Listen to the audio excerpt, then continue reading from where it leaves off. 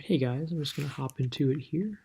Recording in a different place from where I usually record. The lighting is terrible, so apologies in advance. I'm just going to hop right into it. There's a lot to unpack with this. I actually really enjoyed the reading. Very eye-opening in a lot of ways for me. So I was really happy after reading it. I'll kind of explain here. There's a lot of quotes that I like that I've written down that I think kind of help me explain what I mean here. So I'm just going to hop into the first question first. I'll try to answer those. In terms of did I find myself relating to the author, I actually did not. But I mean that in kind of a humbling way. I felt kind of fortunate to be in a position where I never had to worry about, I guess, compromising my meaning or therefore my identity, like the author of the first essay had kind of implied there, with the little things like knowing that if she translated a word to English, the meaning would be compromised, like the Polish rakosna. I'm sure I'm mispronouncing that. It's more affectionate than its true English meaning, which is delightful if you translate it out. Knowing that she would choose words that compromise her meaning sort of made her feel like she was battling for her identity.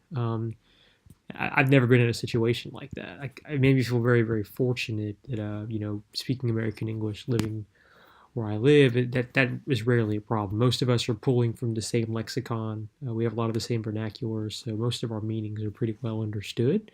Um, I genuinely can't imagine what it's like to be fluent in two languages and having to constantly worry about which one is really you and what you're kind of sacrificing to make way for a different word or a different meaning. So um, that was really kind of humbling for me. So in the best way possible, I did not relate to the author, but I had to work a little harder to empathize with the author. So I was really happy to read that. Some of the other things that she said about, being perceived as rude with the Polish way of kind of blurting out direct thoughts is something she had to constantly be aware of when discussing opinions with one another. She's kind of fighting against her nature at that point, which cannot be a fun place to be in all the time. Puts her in an interesting place of kind of existing in between the two languages and being consciously aware of the two different meanings and connotations of the words. I think that's just super interesting. And again, made me feel humbled and empathize for her a lot. And then let's see here. I guess I've kind of already dipped into the second question a little bit. How can language ideologies have an impact on how people feel about their native language? Well, right there, it can make her feel that her native language is maybe inferior or that it doesn't work in the context of the other languages she's trying to translate it into. Especially looking at it from a perspective as an educator trying to, discuss language and discourse with students. If grown adults are feeling this way after being fluent in more than one language, I can't imagine how a child would feel. That's barely learning one language, and they're kind of being told that the way that they speak is improper, which is something I'm going to touch on. Is a different point that I'm going to touch on later. Some more quotes, just real quick, that stuck out to me in the second reading about who's to say that robbing people of a language is less violent than war. I thought that was a really kind of a powerful quote there. Because it is. When you censor or rob a language, you're kind of censoring or robbing a person's identity, their social identity, their language identity. You're telling them that it is inferior to a different one, and so I think that is very eye-opening for me. It's a very powerful kind of notion that we need to be consciously aware of. One thing I thought was very interesting in that particular essay was the notion of being told to speak American. The quote was something along the lines of speak American, which is already one step further than speak English. It's like speak American, speak the way that we talk, master the language, and use the same connotation and the same lexicon that we do while you're speaking the English words, which I thought was really, really interesting. Attacks on one's form of expression with intent to censor are a violation of the First Amendment, which was very interesting. To me, I think that is inherently a contradiction of the speak American ideology, because by asking someone to conform to the American English ideology and way of communicating, you are inherently asking them to censor the way that they normally talk, which is going against the First Amendment. And I feel like if you're truly American in that ideology, you would not want to go against the First Amendment or anything like that. So it's kind of an interesting contradiction there that I thought was really neat. Um, it's something that we've got to put a stop to. I mean, we can't ask people to just speak American. They're trying to speak English in the first place. That same essay, no pride in language, no pride in myself. That's me paraphrasing the quote. Basically, if you can't be proud of the way you speak, it's hard to be proud of yourself and, be proud and forthcoming in your identity, which to me speaks a lot from the perspective of teaching students. And we want our students to be proud in their work and feel that their work is valued. And if we're constantly telling them the way they speak is incorrect, that's just going to do the opposite of boost their morale. So we've got to find constructive ways to combat that, which I think is where code switching comes into play. Code switching, I think, is sort of a double-edged sword because code switching, you're kind of asking someone to fulfill a different role almost. It's almost like this weird rule they have to abide by where they have to learn how to pass code switch, different identity, to be able to be understood and communicate properly. So I think that can be a bad thing. But in a classroom context, I think we can use code switching as a tool to sort of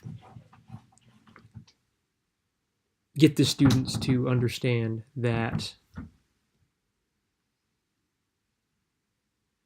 they are kind of learning the school way and then the home way, right? There's I guess in the reading in the PowerPoint, it said the appropriate and the inappropriate.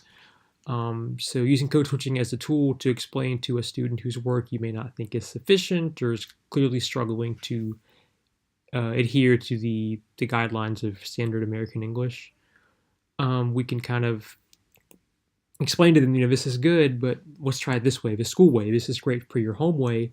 Let's try it this school way. So that's why I think we're employing code switching in a constructive way, not in a derogatory way. So I think it's sort of a fine line with code switching. Because I think employing that too much, you run the risk of a student losing their identity, or if they're using an uncomfortable dialect for them too often, it could have issues, I think, meshing with their home dialect. With the third reading as well, I chose to read the bell hooks. Kind of the theme with bell hooks is about weaponizing language, which I thought was very interesting. How the black slaves had altered English into like a counter language, and there was a spirit of rebellion in that. I never really thought about it like that. I guess a lot of people throughout history have assumed that that was this broken language, but it's only broken compared to the oppressor's language that they're kind of being forced to adhere to. So when you don't have much that is your own, even a language like that is something that was super eye-opening to me. So I thought that was great. Again, really humbling reading. Code switching was what kind of did it for me the most. The code switching and then the weaponization of language both really kind of opened my eyes. As far as the two readings that we read with the cake and the candle story, when I read them at first, before I read the oration, I decided I would give the cake, according to the rubric in the PDF there in the reading, a 2 was the highest I was going to give it. More than likely a 1, because it was harder for me to follow. When I'm thinking about standard written English sentences, it was a little rough for me to follow. The candle story, I frankly would rank it somewhere between a 2 and a 3 when considering it's from like a 9-10-year-old child. It was very easy to follow. There were some sentence structure issues, there were some misspelled words, but it was easy to follow. I could kind of figure out what was going on with some room for some tweaking. So from grading them both to the same standpoint of English language adherence, I felt the candle story was better written. I say I'd give it a 3 and then the cake a 2, or a 2 and a 1 if I wanted to be too nitpicky. After reading the oration technique and seeing that the cake story was actually written very well from the perspective of that sort of dialect of speaking and writing from that culture, that opened my eyes a little bit as well. That's a situation where I would employ code switching as a means to tell the student, hey, this is great. Let's try it a different way. Let's consider this inappropriate for school, and let's teach you an appropriate way for school. but understand that what you've done here is not bad, it is not wrong, it's just not appropriate for the school environment, because you don't want to unlearn, so to speak, what those students already know. You just want to teach them a new skill, not replace a skill. It's a new language, it's not replacing your old language. You want to be fluent in them both, which seems obvious, of course. And possibly turn that into maybe a lesson on culture for the whole class, have that student maybe explain to you in that, fictional scenario, why it is that they write this way. Why is this considered great storytelling? Tell us more about your culture. So the students should understand that, hey, reading this as an English paragraph may seem strange, but from this culture's perspective, this is great.